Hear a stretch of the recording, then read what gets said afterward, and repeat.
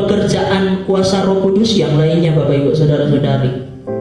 Yang kedua adalah hidup dipimpin oleh Roh. Hidup dipimpin oleh Roh. Sama-sama katakan dipimpin oleh Roh. Dipimpin oleh Roh itu maksudnya pengudusan orang percaya oleh Roh Kudus. Mana kita diajar untuk hidup sesuai dengan firman Tuhan, bukan dengan kekuatan kita sendiri, tetapi oleh kekuatan Roh Kudus.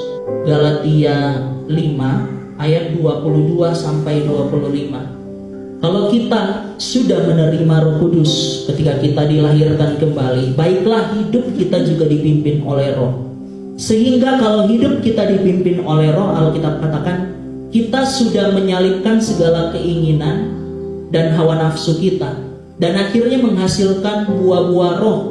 Buah Roh yang sering kita hafal waktu sekolah minggu: kasih, sukacita, damai, sejahtera, dan lain sebagainya. Yang namanya dipimpin oleh Roh itu membutuhkan ketaatan dari kita orang percaya. Kita diajar Tuhan untuk mulai belajar dipimpin oleh Roh Kudus. Nah, Alkitab banyak sekali mengajarkan tentang hal ini, tentang yang namanya dipimpin oleh Roh Kudus untuk belajar melakukan firman. Sering disebut dengan yang namanya proses pengudusan. Kita dibantu oleh Roh Kudus untuk mulai belajar, meskipun kita tidak sempurna, kita mulai belajar hidup sesuai dengan kebenaran firman Tuhan, Bapak Ibu Saudara-saudari. Jadi ketiga hal ini, pekerjaan kuasa Roh Kudus, mulai dari lahir baru, dilahirbarukan oleh Roh, dibaptis oleh Roh Kudus, dan hidup dipimpin oleh Roh Kudus. Bapak Ibu Saudara-saudari, jangan sampai kita sebagai orang Kristen atau pelayan Tuhan terlalu mengejar pemberian kuasa untuk melayani.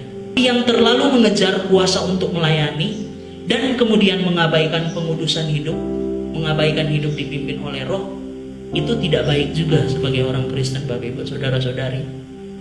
Ya, dalam pengajaran-pengajaran teologi Pentakosta, dan kita melihat dalam kehidupan kita sehari-hari bahwa ada orang yang memiliki kuasa luar biasa untuk melayani, tetapi masih belum menampakkan kehidupan yang dipimpin oleh Roh. Kita melihat banyak fenomena-fenomena seperti itu. Makanya ada orang dipakai melayani luar biasa, tetapi ketika jatuh ke dalam dosa, ya kejatuhan yang parah sekali. Kita bisa melihat itu. Makanya Tuhan ajarkan kita untuk lengkap, mengambil, mengimani, mempercayai, dan merindukan pekerjaan kuasa Roh Kudus yang lengkap terjadi dalam kehidupan kita. Bukan cuma kita sekedar lahir baru, tapi berlanjut baptisan Roh Kudus. Tapi jangan sampai kita sibuk baptisan Roh Kudus, kuasa untuk melayani, tapi kita mengabaikan yang namanya hidup dipimpin oleh Roh. Nah, itu tidak bagus juga, Bapak Ibu Saudara-saudari. Khotbah ini menegur diri saya sendiri juga, Bapak Ibu Saudara-saudari. Saya juga masih belajar untuk yang namanya ini, hidup dipimpin oleh Roh. Bukan cuma mendambakan kuasa untuk melayani, bukan cuma mendambakan kuasa untuk bersaksi, tetapi mendambakan juga kehidupan yang dipimpin oleh Roh, sehingga pelayanan kita jadi pelayanan yang luar biasa. Saya yakin dan percaya Tuhan merindukan kita semua untuk melayani, untuk mengalami pekerjaan kuasa Roh Kudus ini secara lengkap. Kita dilahirbarukan oleh Roh.